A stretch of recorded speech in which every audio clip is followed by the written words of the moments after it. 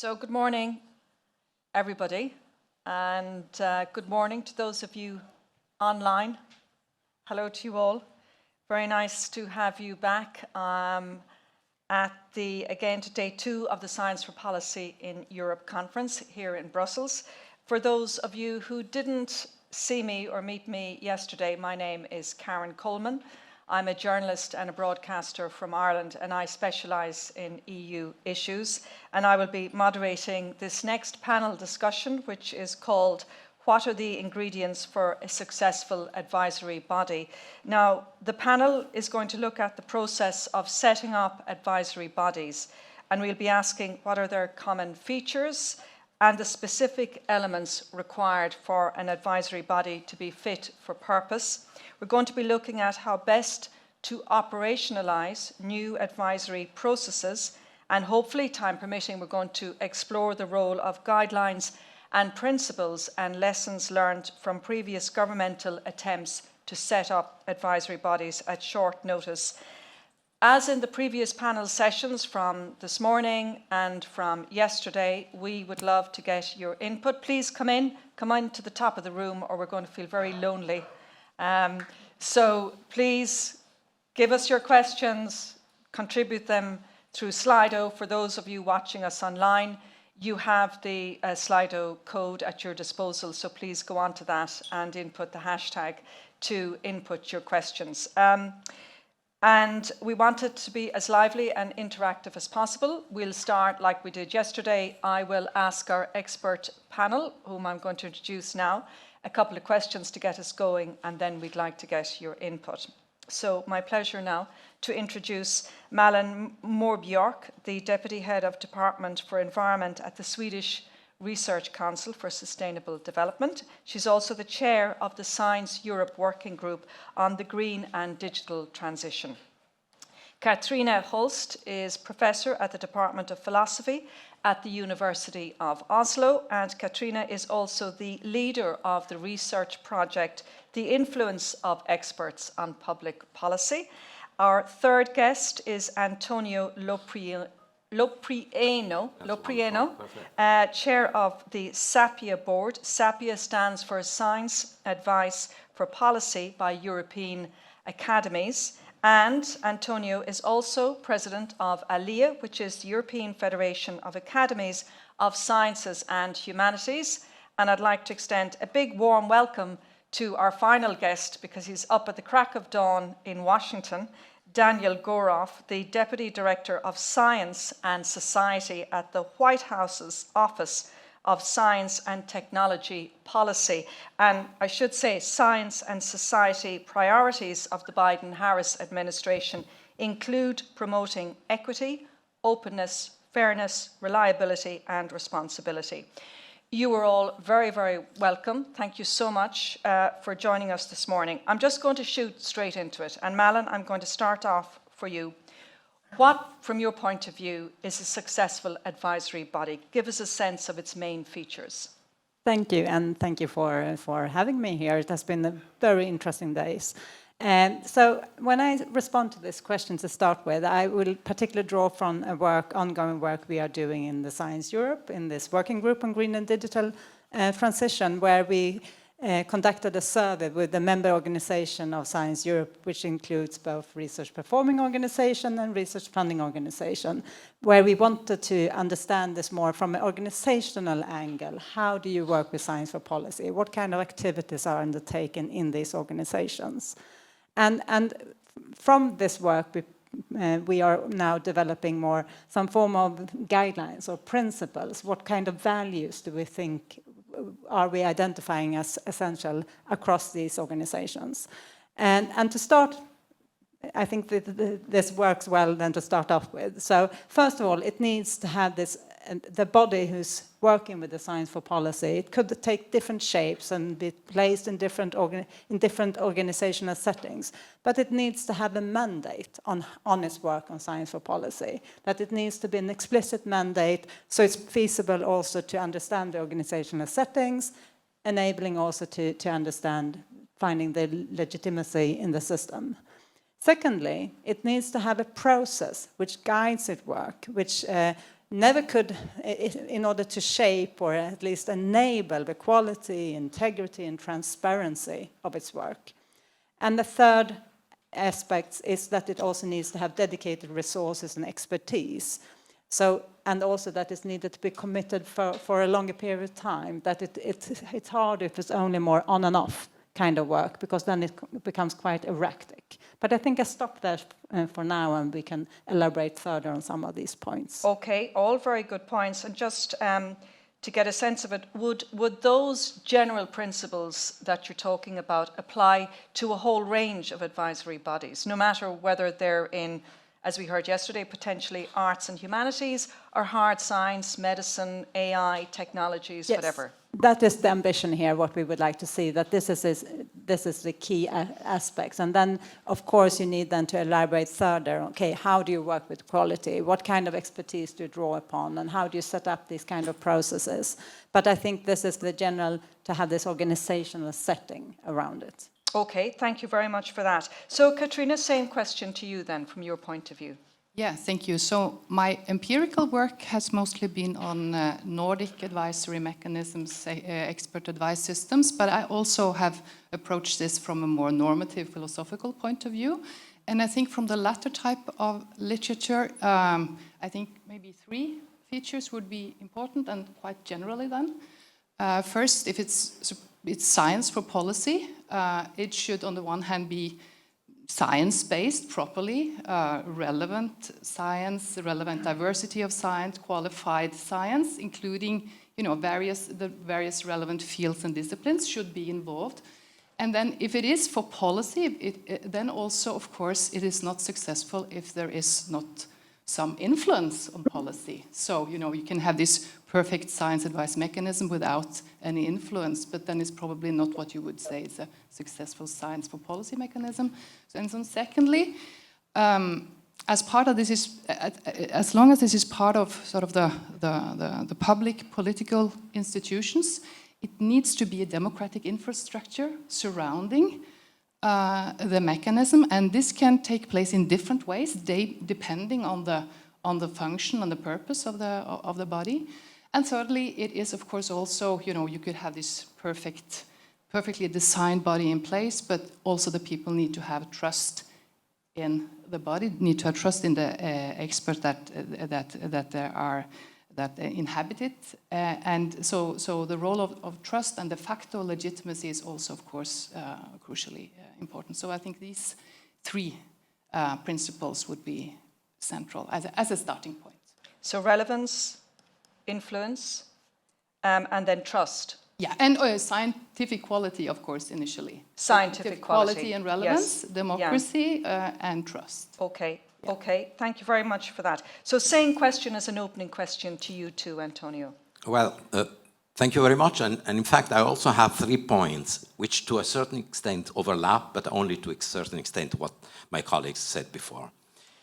First of all, as a historian, we have to recognize and speak as a historian, a major change in our understanding of what an advisory body is. And I would describe it as a change from a vision as standing committee to a vision as task force. Okay, so before this critical mode that was introduced, as it were, by the COVID pandemic, we understood advisory bodies basically as something permanent, there to counsel us government, institutions, whatever. And we tend now to move to a more temporary vision of a specific group of specialists that counsel on a particular topic at hand in which one particular help is needed. The second point is science advice is a form of science communication, not a form of science production. So, which means that, basically, you have to choose your members in such a way that there is a minimum of affinity with public discourse, not just on the basis of scholarly eminence, but also on the basis of the capability of these individuals to display a minimum of affinity with the public domain, not necessarily the political, but certainly the public. And the third point is transdisciplinarity. don't make advisory bodies consisting of monodisciplinary cultures, but always look at the presence of at least 3 or 4 very different paradigms of scientific approach, because that will eventually inform and improve the quality of science advice that is being produced. So I leave it at that with the 3 points. And interesting, because you're all coming up with 3 main points. There are similarities and there are differences. Antonio, this temporary element of it is very interesting. Talk a little bit more about that. Yes. You know, so if we look at the science advice landscape in our continent, but probably at world level 10 years ago, you would have said that they consisted of, let's say, science councils of sorts, of groups of individuals that would be chosen indeed from a multidisciplinary perspective, but basically professors established in their own discipline that are asked to serve as councils for government for a certain number of years. I was, for a certain number of years, president of the Austrian Science Council, and we were asked to counsel on a variety of things. The pandemic has changed the perspective somewhat because government needed to have advice now, not 2 years from now. And that is what I call a move towards the more transitory task force model. Okay, very good. And that segues beautifully to Daniel Goroff. Daniel, for those of you who were just coming into the room, is the Deputy Director of Science and Society at the White House's Office of Science and Technology Policy. Daniel, again, very good morning to you. It's very early in Washington, D.C. We're grateful to you for joining us so early in the morning. But very interesting about COVID, because we were hearing yesterday at the conference about how COVID has been a game changer. And I know you very much want to talk about science advisory issues in relation to the Societal Action Experts Network that you helped set up during the COVID-19 pandemic. And it's a unique kind of scientific advisory apparatus. So good morning to you, and tell us a little bit more about that and how it relates to advice on setting up scientific advisory bodies. So good day, and thank you very much, Karen. I'm very glad to be with you all. And normally, let me just say that I very much enjoy meeting in person with all my European friends. But the world is a complicated place sometimes, and I'm very glad to be able to participate virtually. So the question was about success, and I do want to tell a story about Sean, and I will also, like my colleagues, make 3 preliminary points. So for me, success means impacting decisions, full stop. And having served on and set up many advisory boards, I know that that doesn't always happen. So that's why I want to talk about SEAN, that's S-E-A-N, the Societal Experts Action Network. Now, in the case of SEAN, tens of thousands of local, state, and federal officials took advantage of SEAN webinars and reports during the COVID-19 pandemic. And a survey that we did found that 2/3 of them said that they had changed a decision or a policy based on what they had learned. So that seems like some measure of success in my book anyway. Just a little quick background. Sean was born in the middle of the night when, during the pandemic, I woke up, like many others, wondering what else I could do to help from my position then at the US National Science Foundation. Rather than asking other academics and researchers or scientists, though, I started by asking the mayors and the governors and the federal officials. They had decisions to make, but far from needing advice, they were overwhelmed with it. Most of the advice they were receiving was impractical and did not answer their needs. And of the rest of the advice they were receiving, they just simply did not know who to trust. So I realized that there was a mismatch between the supply and the demand for usable advice. And the idea was to set up a trustworthy intermediary So my colleagues and I decided to call it Sean, and we placed it at the National Academy of Sciences, which in the US is a highly respected institution that is not part of the government. And there are three main aspects of the design that I just want to highlight quickly. A, start with the questions that the decision makers have. And those might be short-term or long-term. B, don't rely on the scientists to be good communicators. Employ and build in translators who have experience both as in science and in policy and government, and who can go back and forth between the language of policymakers and the language of academics. And C, turn out products that are timely, understandable, reliable, practical, that present options together with pros and cons, and above all, that are honest about the evidential certainty or uncertainty behind the particular scientific claims. Okay, very interesting, very good summary, Daniel. Let me just tease out maybe C here. Turn out products that are reliable and practical. What were the products? Can you give us a sense of what Sean was doing and what advice and reliable outputs was it producing?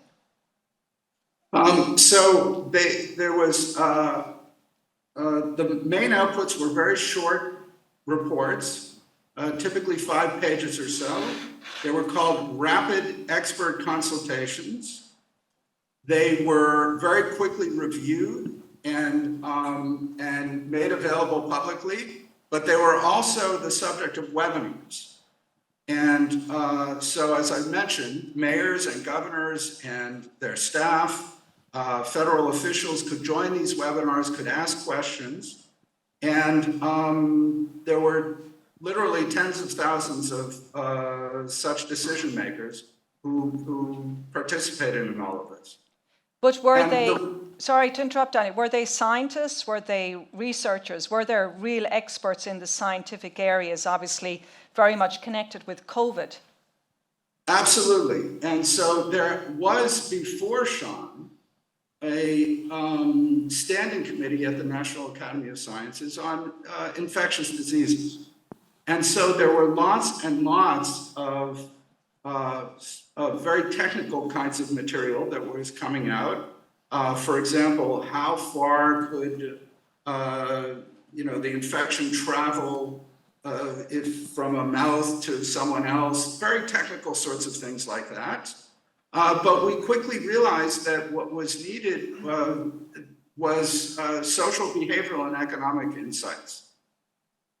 And this was long before a vaccine, and it just seemed like that given a vaccine, I used to say that I was praying every day for the people who were working on the vaccines, and I still do, but that once we have them, it was becoming more and more clear that all the rest of the problems were social, behavioral, and economic. And that's why the scientists who we put on the committee were indeed very interdisciplinary, but largely social, behavioral, and economic experts. And we were able to recruit the most amazing group of people to serve in that intermediary role between the National Governors Association, the associations of mayors, and then on the other side, institutions like the National Bureau for Economic Research, the Social Science Research Council, and they were able to take the questions, translate them from the policymakers' language into something that the academics could understand, ask very quickly, not for finished kinds of products, but rather for bullet points and references and so on, and then translate them back into the kinds of decision makers, the kinds of decision memos, that a decision maker could actually use. Okay, and very quickly, Daniel, before I go back to our other panelists here, that was obviously set up due to a very particular and very serious emergency, which was COVID. Could you translate and transpose, I suppose, that structure to other scientific advisory bodies, which may, in the main, not be connected with a massive epidemic like COVID? Yes, and in fact, Sean still exists. It's still doing work. This model of translating back and forth in this way is still of use. There were, for example, calls from NOAA that came in after the pandemic subsided a bit. Excuse me. So that's the weather services in the United States. And they said, you know, we have a very specific problem. We're tracking hurricanes very, very accurately, providing very good warnings, and no one is listening to us. What kind of social, behavioral, and economic insights can you give us as to how to shape our messages, how to nudge people, how to use the best kinds of understanding that we have to communicate better? So there's an example that didn't have to do with the pandemic, but various agencies, various levels of government are still calling up Sean and saying, here's a problem that we have, and can you quickly give us some of the best ideas, the pros and cons, the different options, so that we can take those into account. Okay, Daniel, stay with us. Thank you very much. Very interesting. I mean, I'm going to go back to our panelists here. If you want to comment on this, I'd love to get your views, because my next question was to you, each one of you, how do you establish and run advisory processes? So Malin, first to you. I don't know if you want to comment on Sean and what you think about it, but go on to talk about the other, answer the other question. No, I can begin. It's very super interesting to hear, and I think this really, you touch upon several things what we also have seen in our conversation around the need for interdisciplinary, transdisciplinarity, that you really need this translation process to understand the whole kinds of aspects from the purely really scientific aspects to how it's received and uptaken in society, and you need this intermediary function. So that's it really resonates to what we also have been discussed and seen. Okay, so then how do you establish and run new advisory processes if indeed you take on board some of the aspects, we'll say, that Daniel through Sean found were needed? I think it's, of course, if you really start from the beginning, I think you should carefully select where you place this organizational body. If we agree that that is key, we need some form of intermediary function somewhere. So where to place it, where to find a good, in order to build the trust, but you also need to have a connection both to research communities, to really being able to have the legitimacy in research communities when you invite research to contribute, and to have a connection and a good understanding of the research field broadly, not just in specific fields, but broadly. But then you also need to have a connection to policy making, to understand different societal groups' perspectives and views and policy making, so you need to have access. So you need to find this hub where you can find to have this access both to the policy community setting and the research communities. And then also, then it is more than how you shape this body, finding its way in which how it builds the legitimacy and the trust and the credibility. And here I think there's pretty transparency in the work. How you actually conduct the work is also essential in order to be able to explain and discuss how these policy paper or position papers or whatever we call them, how they are actually produced. Then, in order, I will also let in, but I also have some thoughts around which we may return to how we think about advice, recommendation, or rather what kind of role this actually plays, because I think also policy making does include and should include other aspects also taken into account. But that is maybe something we can return to. We'll return, because you talked about guidelines and things like that as well. But Malin, when you talk about where do you place it and how do you find the connections, When you say where do you place it, do you mean where you physically locate this new advisory body, or do you mean that in a broader sense? I think you maybe need to think it in both ways. In both ways. Both organizationally where you sit, where it does sit in the system, but when also how you build it up in terms of more in the network sense. Mm. And are you talking about a national advisory body, or are you talking about a pan-European or a global advisory body? Or can the same things apply to both?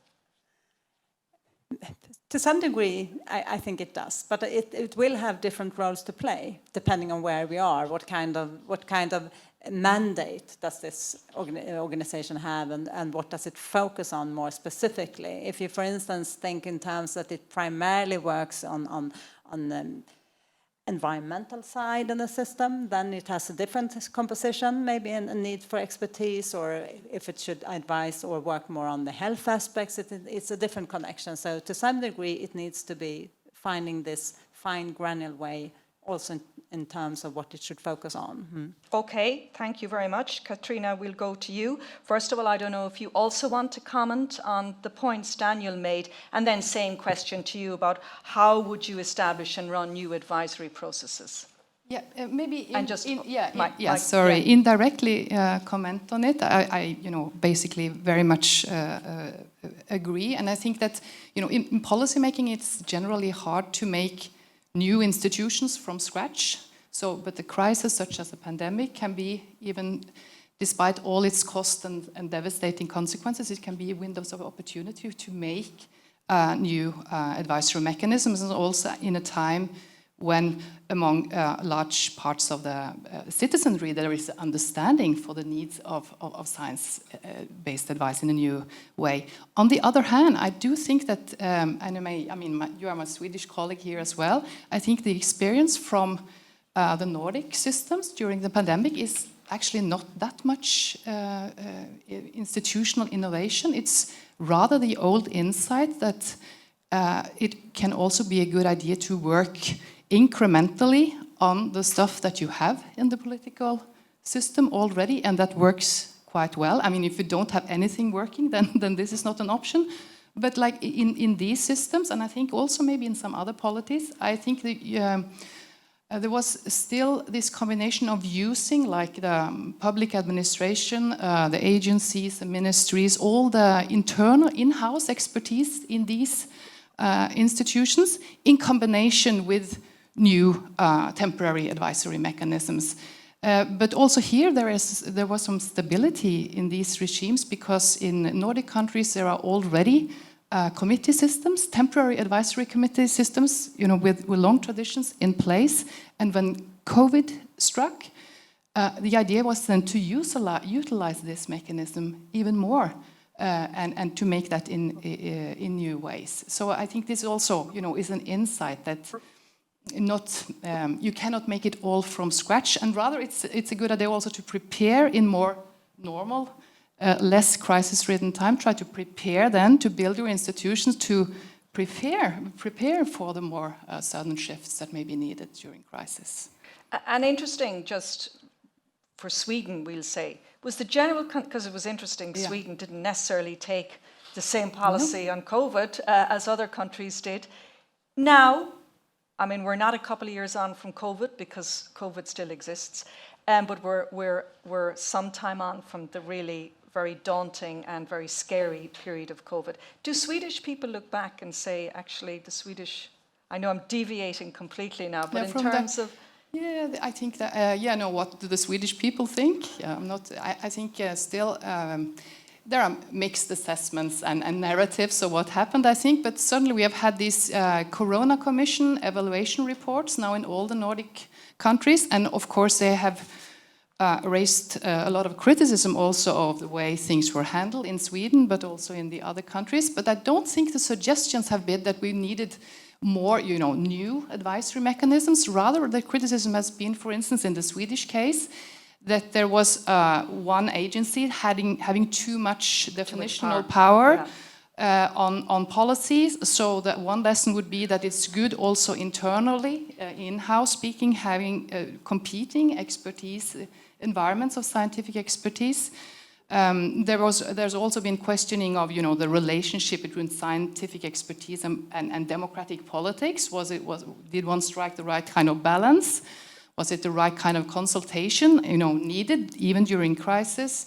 And there is also this question about technocracy. So, the COVID, COVID experts, relied on the best scientific evidence available, maybe, but at the same time, they made sometimes profound political priorities. And what was amended for that, and could we do that in a better way at the next instance? Very interesting. I mean, we probably all experienced some of those issues. Antonio, to you. Again, I suppose comments on what Daniel has said so far, and then the same question to you about establishing and running new advisory systems. Well, Karen, you make my life easy, because in fact my comment to what Daniel just said is a good introduction to how things should be or can happen when organizing an advisory body.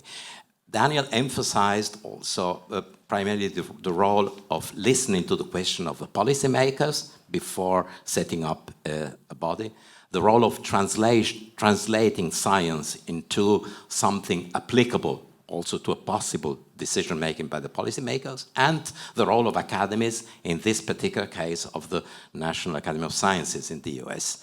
Well, I can say it's always odd to sell your own product as if it were best practice. Well, but I'm in the nice condition to say we already have that in Europe.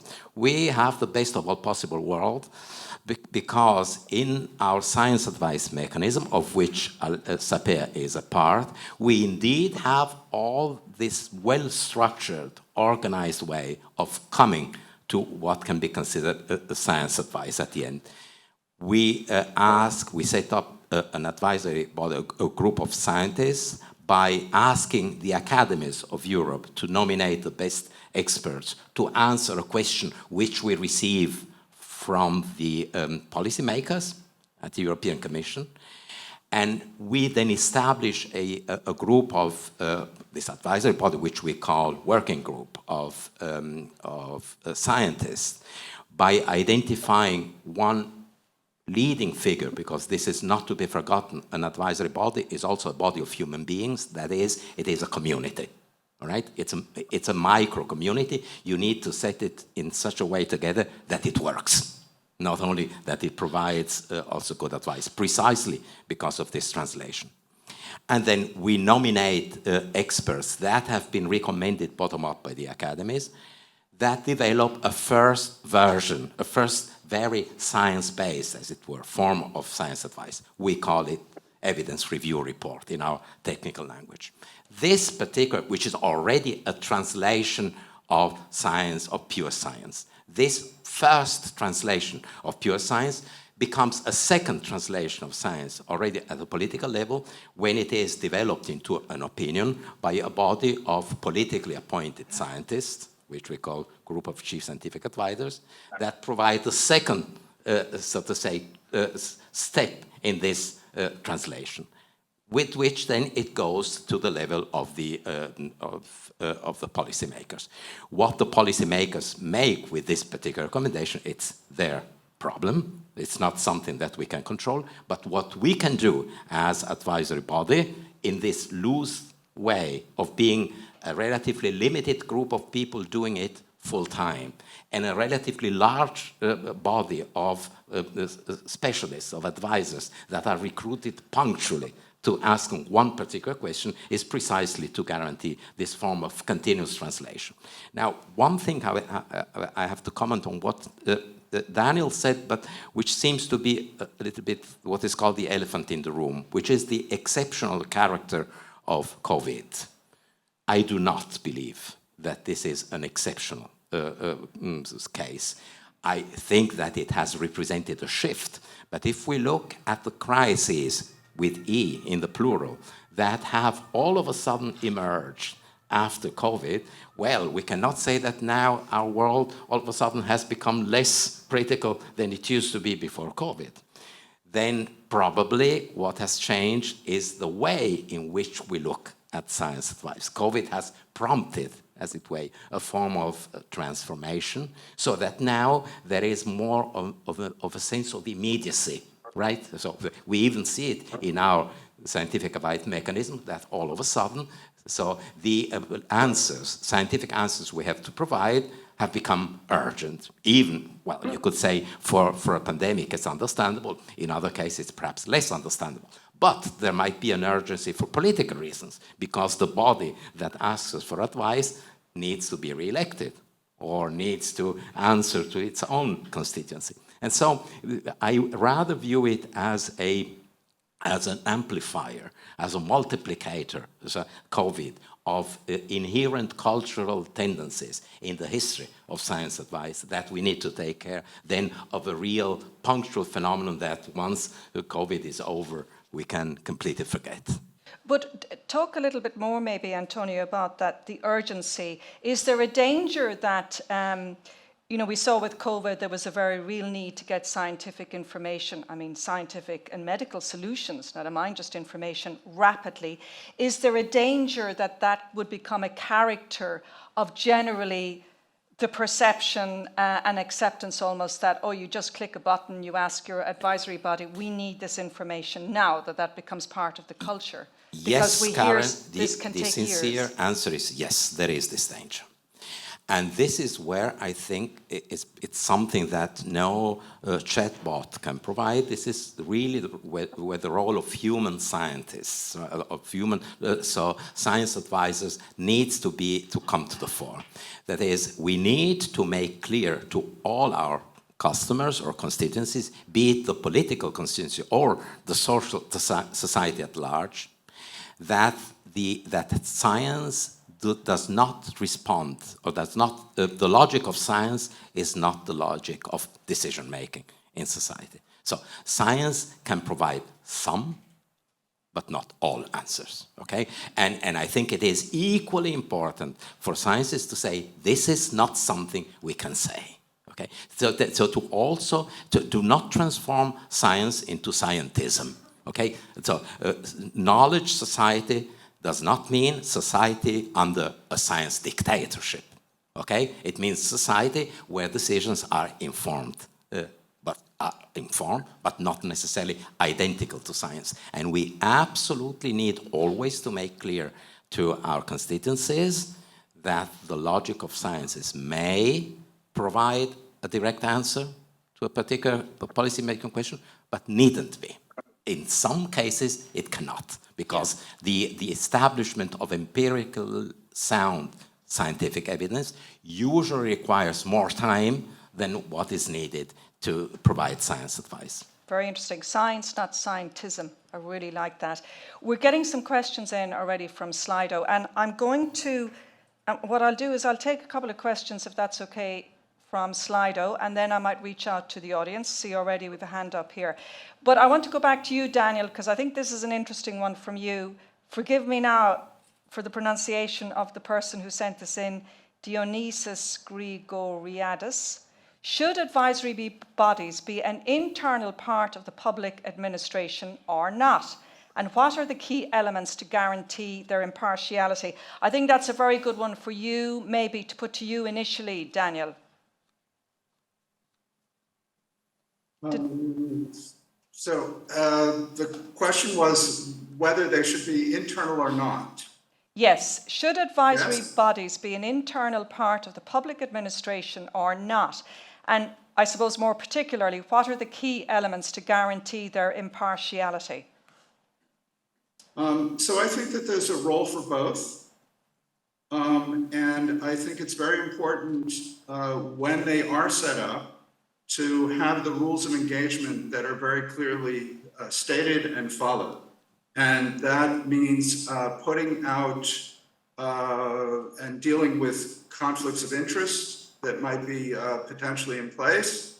That doesn't mean that you necessarily have find people who have no connections with the issues at hand, but they have to put those connections and any potential conflicts on the table.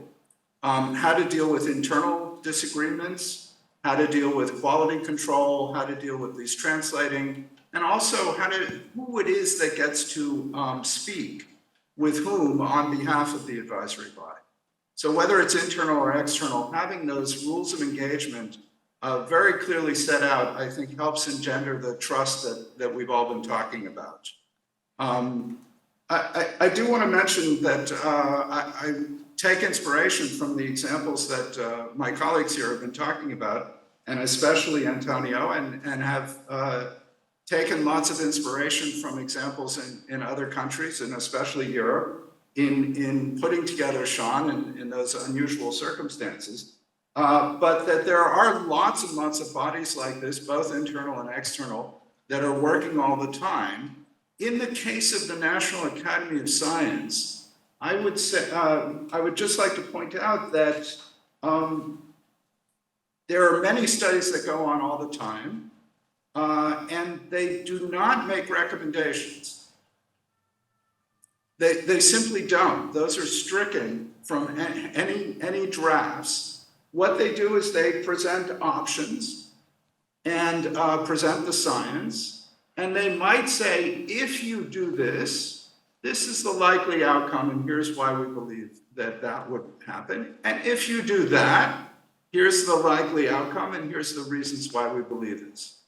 So it's much more about presenting policy options.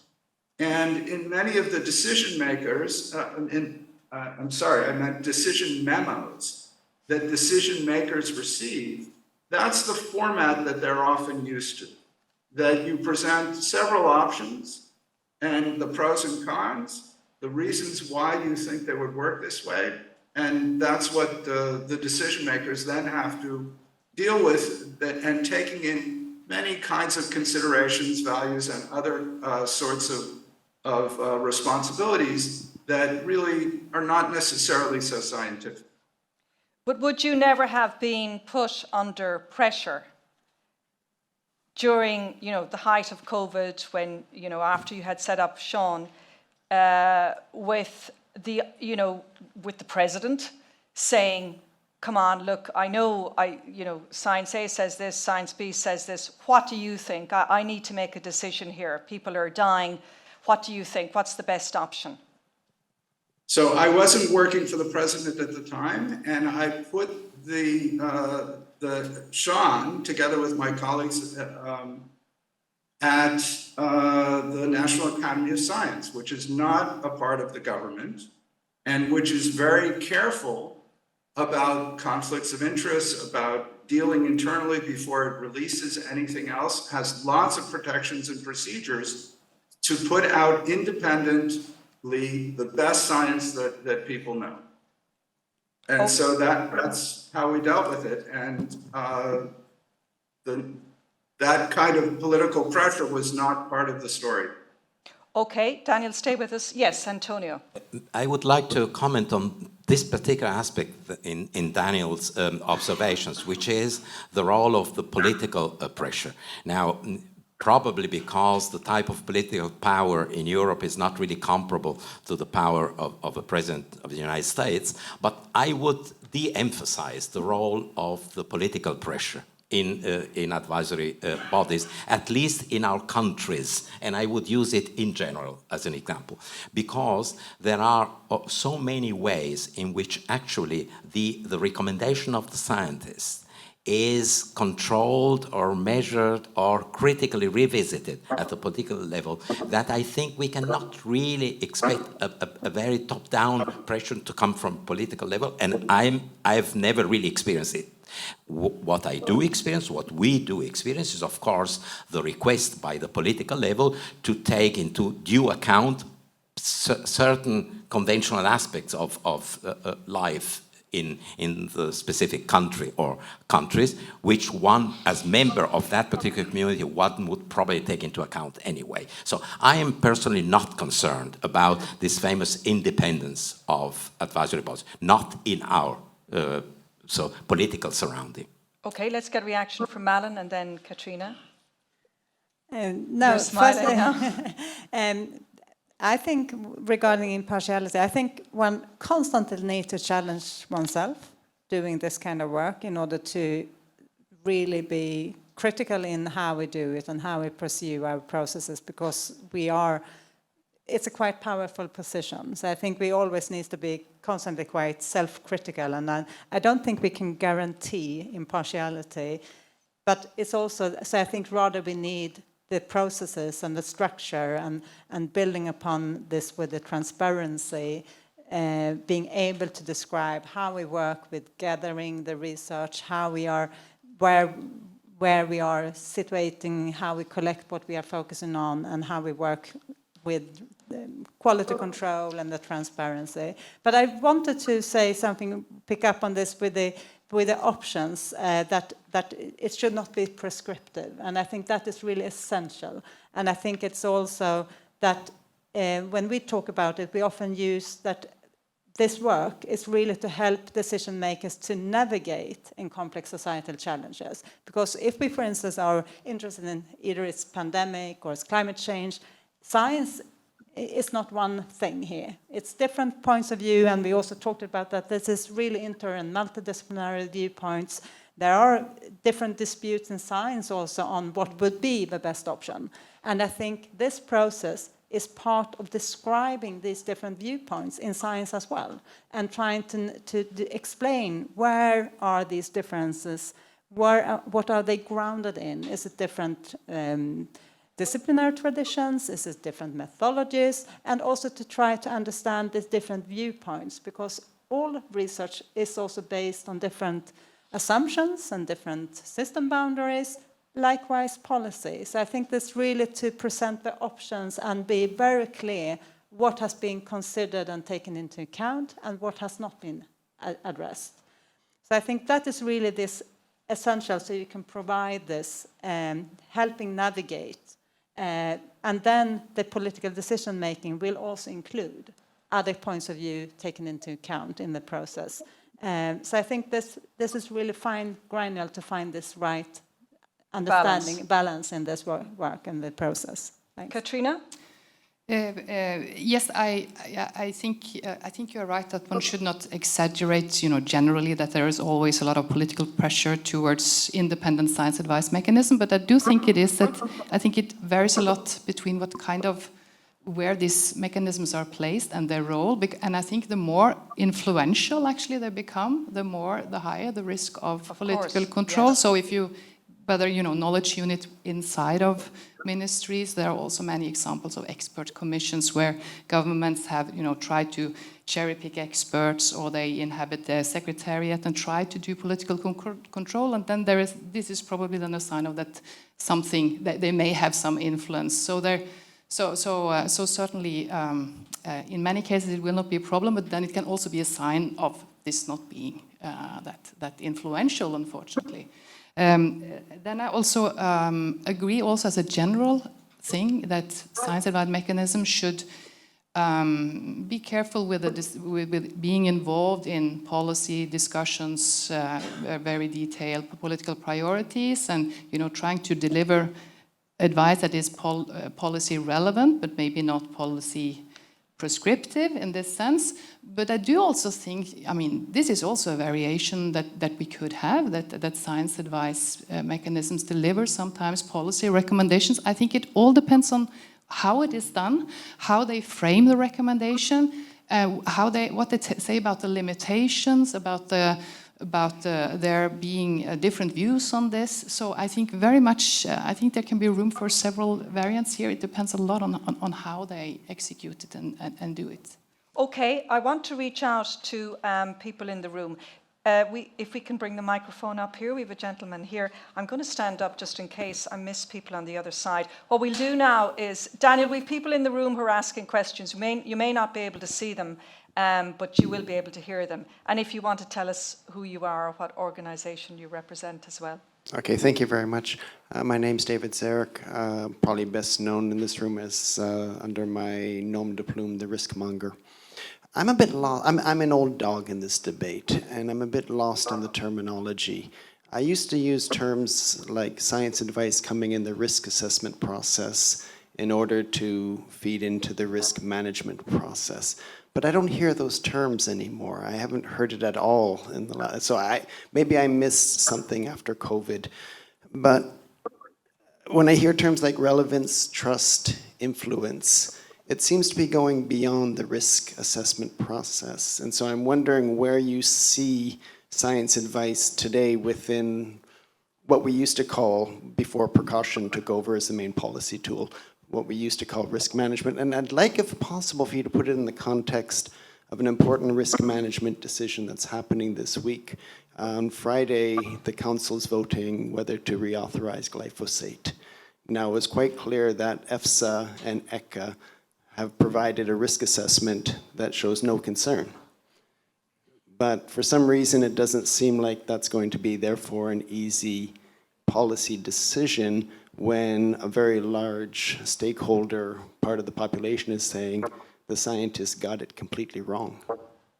Okay, I didn't get, what was the organization you said you represent? I'm a retired academic, so okay. I write under the name The Risk Monger. The risk monger, okay, very good. Okay, thank you. If you can hold that thought, we'll go to gentlemen over here, and I just want to, I'll take a third question if there is. Excuse me now for moving around the room, I haven't missed anybody, have I? Okay, I'm going to take a female contribution. So we'll take yours, and then we'll take this lady's here, and then we'll reach out again. Okay, so your question first. Yeah, okay, thank you. My name is Jan Marco Müller. I used to manage the office of the Chief Scientific Advisor in the European Commission. And sorry that I'm going to spoil the party with my question, and it's about how to strike the balance between transparency and confidentiality. And I'm not talking about classified information. It's about the confidentiality between the politician and the science advisor.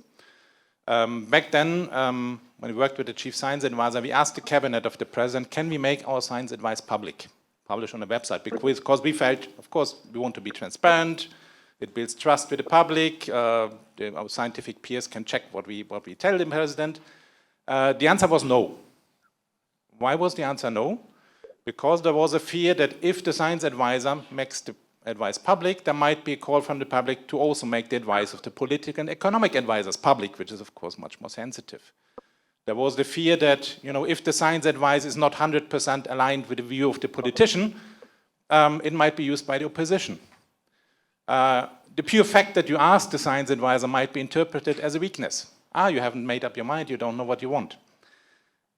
So I think there is this element of a confidentiality between the politician and the science advice. And I would say there is, let's call it a kind of dirty science advice, which is direct, confidential between the politician and the scientist of his or her choice.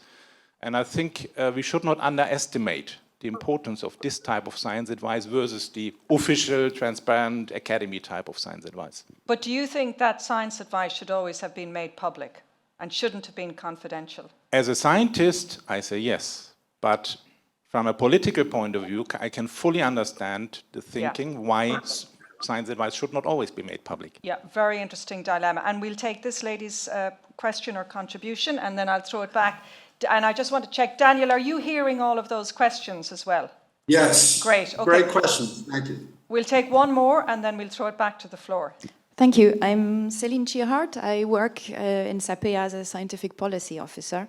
And this is a question to Cathrine and also Daniel, because you both mentioned that factor of success for an advisory body is its influence and impact on decisions. And so from my point of view, I know that it's often difficult to know whether we've had impact. Maybe we've had, but we're not quoted. Or once the advice is delivered, it goes into a policy realm where there's also many forces at play. And it's not up to us to decide where the advice goes. So my question is rather whether a successful advisory body knows it's successful when it's being consulted and considered for the policy drafting rather than its actual impact, which is the golden standard. Okay, brilliant questions. Right. Who wants to answer maybe the riskmonger, yes. Okay, first point. Who wants to take that? Antonio. Yes, I can try. It's an interesting question where I think there might be also an issue of semantic definition. So, because risk assessment is indeed a component of our process that I described before, but it is probably contained in what we call policy options. That is, what we are asked at the first layer, so to say, of this chain of science advice to provide is information about the possibilities at hand, theoretically possibilities at hand, without deciding in favor of one or the other, which implies stressing the positive but also the risky aspects of each of these options. We don't call it risk assessment, but I suppose it's part of the same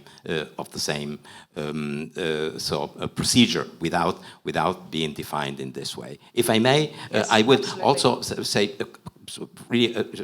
two things about the other questions: transparency and confidentiality. I think we should also be clear that that we operate here with semantic oppositions that, from a theoretical point of view, cannot be combined. So transparency and confidentiality are inherently opposed to each other, inherently. So always there is going to be an option more towards the one or towards the other.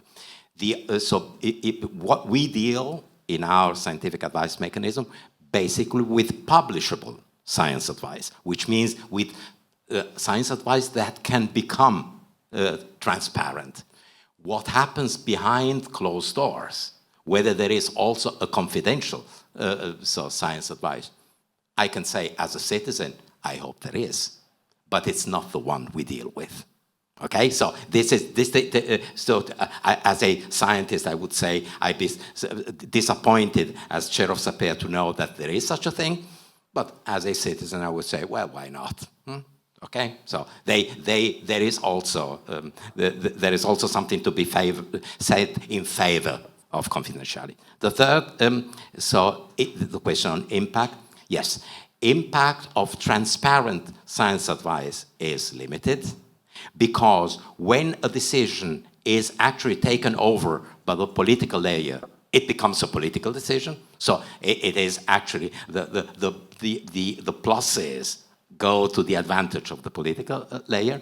When it's not takeover, the impact is limited, and that's the way it is. Okay, so unfortunately, science advice is a business not for the forefront, perhaps for this conference, but it's not a business to become famous. Probably not. Very interesting. Daniel, I'm going to take Katrina's and Malin's reaction first, and then I'll go to you, so if you can bear with me. Katrina, yes. Yeah, first this important question about what about risk assessment. I think I would have not so much to add in addition to what you said. I think that would be my perspective as well. I think it's very important, this debate about transparency and the trade-offs that may be involved there. It's an important issue. I think definitely there are good reasons for why transparency is default in governance and also in the question of science advice. But there are important discussions to be had about limitations to this and different ways, at least of sequencing transparency. I mean, we have done a lot of interviews with scientists in committees, and they say they will not have transparency, preferably during proceedings, for instance, because then they feel that they cannot be frank in their deliberations, and this will affect the quality of the deliberations and the recommendations they do. There's also this problem of lobbying, that if you open up completely all science advice processes, ideally you open up for civil society and citizens, but you also open up for powerful lobby groups, and there are many examples of how this can really hamper proper science advice processes. And also thank you for this question of impact and influence. So it's easy to say that this is a success criterion, and then how to measure it. And I do think one question is about, there's a temporal dimension here. Effects maybe in the long run, in the very long run even, can be just as important as in the short run in many cases. And then I think you just need to have a different set of indicators. So, I mean, certainly if you find yourself quoted, that is one indicator. Consultation is another indicator. Sometimes maybe you can find even formulations in texts, even if you are not referred to. Yeah, so, you know, generally it is important, but of course we need to find maybe better ways of trying to measure it. So I understand that completely. Malin? No, thank you. And I also, I think you covered so many good points here. So regarding the risk assessment, I find that was a good way to trying to see where it sits in this in this conversation around science for policy, that it plays a role, but it's not the first-hand concept you use in this process. But I think on this with the transparency and confidentiality, I also think it really relates to where we are in the process and also the different angles that for instance, if you have a body who develop position papers and I think those kind of work, they need to be transparent, they need to be public available. But then of course, during the process, having the conversation, trying for policy making to better understanding topic, then of course there also will be conversation which are not publicly, which are not only in the parliamentary debate, they are also behind closed doors. But I think they should be transparent that they have occurred, to be ideally in some way or another. But then maybe that could also then, maybe depending a little bit where we are in the process. But then of course, political decision makers, if we are focused on this, they of course reach out to all kinds of actors in order to get the information, to gather information. So I think it's a little bit also, you cannot say that everything should be listed, which exactly, but we need to find reasonable balance in the more formal processes in the political system. There you gather information and where you're trying to assess the information you have in order to make a political decision making. So it is really, it's a tricky balance. And this also relates to this with the impact to know. I think from when I think about this kind of process, this is a collective knowledge we are interested in. And as an individual researcher, it's not your individual research task that was key here. It is the collective understanding, a collective knowledge. If you participate in these processes, I think that needs to be thinking through how that is rewarded. But the idea to really put focus on whether that specific contribution really impacted the policy decision, I think that is, maybe that is not the key. The key is that political decision making are getting informed and are grounded in well-cleared understanding of the challenge which is at stake and the different policy options. So I think the reward should be on another kind of level and not on this individual contribution. I think it's a great idea we are trying to achieve. Thanks. Okay, thank you. Daniel, if we can get your contribution to the questions that were raised, please.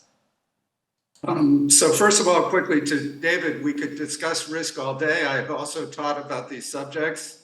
Let me just say very quickly that for me, this comes in at the point where I was talking about presenting options. That when you talk about the pros and cons of them, it's often about if you do this, these are the likely consequences, and that's where considerations of risk typically come in. But let me draw a distinction as to the other questions between what happens internally in the United States and what happens externally. I want to emphasize that what I was talking about earlier was about the National Academy of Sciences. And that is an external body. It is not part of the federal government.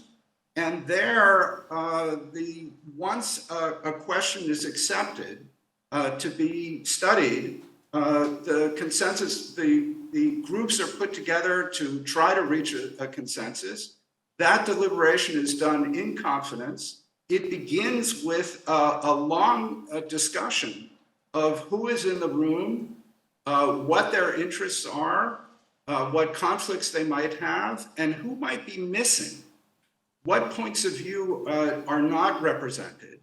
And then there's a long process of review, of trying to reach consensus, and all of that is confidential until the final report is released. So that's how it works at the National Academy, again, external. Internal to the government, there are two different mechanisms. And I work for, quite proudly, the President's Science Advisor, the Director of the Office of Science and Technology Policy. Her name is Arthi Prabhakar, and she is a member of the President's Cabinet.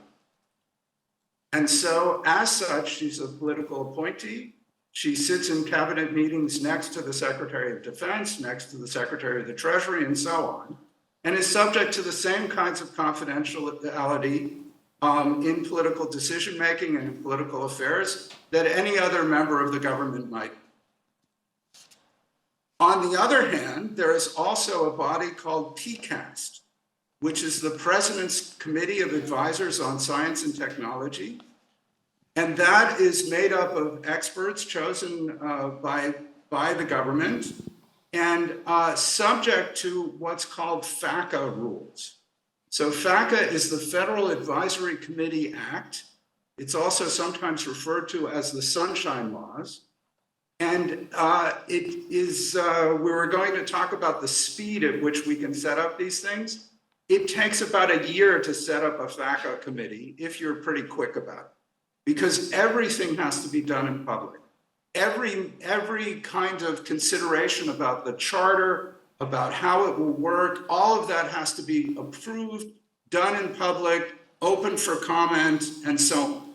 Even when a FACA committee like PCAST meets, there has to be public notice of that meeting, of the public portions of that meeting. They're allowed to deliberate, of course, in private, but the public portions of that meeting have to be announced well in advance. There has to be provisions for the public, including lobbyists, anybody who's interested, to make comments and to submit comments, to ask questions. So there's a very elaborate process there to make sure that there is very little that's confidential that goes on. And finally, to the question of success, I think that I would just recommend, if you have never done this, there are, and again, picking up on the fact that PCAST works in public, there are tapes, some just posted in the last 2 weeks, of President Biden meeting with PCAST and delivering what were meant to be very short remarks that turn into long discussions. And if you just watch his interaction with the PCAST members, the kinds of delight that he takes in finding out and interacting with experts and asking really important questions and seriously taking their answers into account and follow-ups and on all of the rest of it, if you watch that kind of interaction, to me, it seems like that is a good indicator of success. Okay, thanks very much, Daniel. Very interesting points from all of you. We only have a few minutes left. I want to take one more Slido question that got 5 thumbs up, and there was a gentleman here, I think. Was it you? We'll take your question too.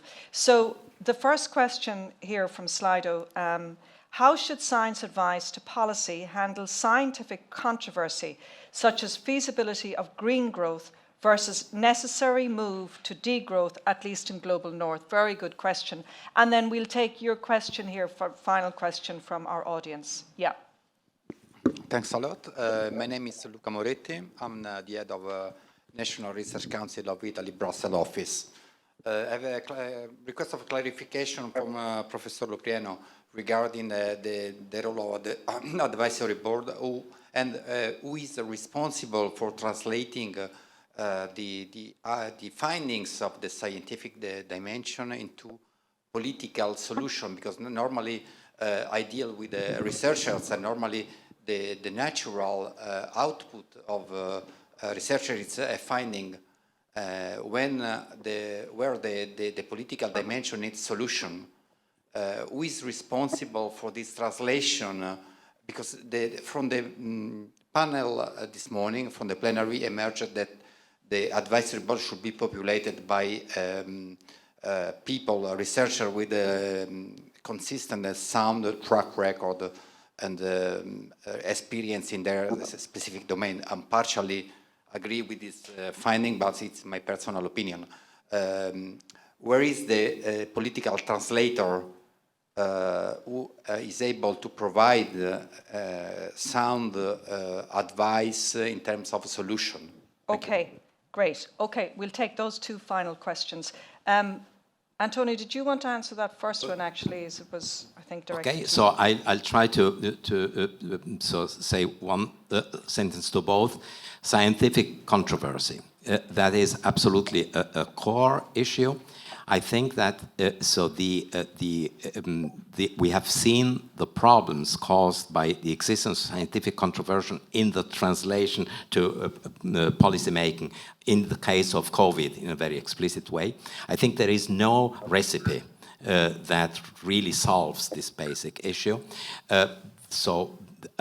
The role of an advisory board is, so to say, both to convey scholarly consensus, if it exists, and also to point, in the sense of risk assessment, to the existence of other dissenting opinions, all right? But also convey a feeling that there's a difference between minority scientific opinion on the one hand and fake news on the other hand. So flat Earth is not a minority opinion, it's fake news. Okay. And so there needs to be, in the formulation of scientific advice, a clear representation of scientific consensus, diverging scientific opinions, and fake news. So these categories, I think, they need to be separated. Who is responsible for political translation? In this ideal model that I described to you before, that I have the privilege to serve in, this role of the translation at the political level is provided by a unit within the Director General Research called the SAM unit, Scientific Advice Mechanism Unit, some of whose members are present in this room, that precisely do this type of job. That is, they read the two, and they, to a certain extent also, they don't read it for the first time. They also collaborate in one way or the other to the emergence of these two steps of the evidence review report on the SAPEA side and on the scientific opinion on the chief advisor side, and they translate it in using their own translational powers and mechanisms and competencies into then what comes as a delivery and a delivery to the European Commission. Okay, quickly to you, Katrina. Do you have a response to either one of the two questions? Yes, very briefly, I agree with what has been said here now, but I think it's important that the scientists themselves also try to distinguish a little bit between their role as a scientist and when they are in the role as a scientific expert mandated to give advice. And I think in the latter role, they cannot simply pursue their own primary point of views as a scientist. They need also to take care of and to communicate, as you said, the expert consensus, the scientific consensus. So this is maybe, I think we need more discussion in academia also of this distinction.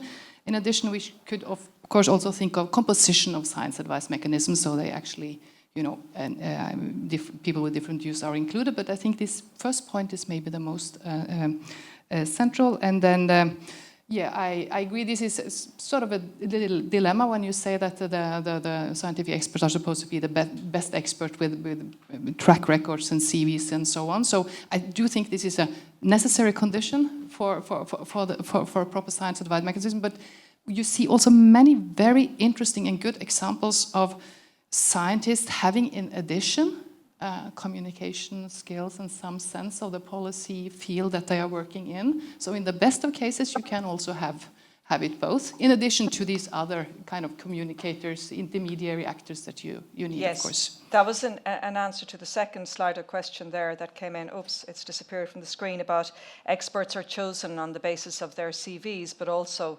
there's an expectation that they can communicate as well. So Malin, to you.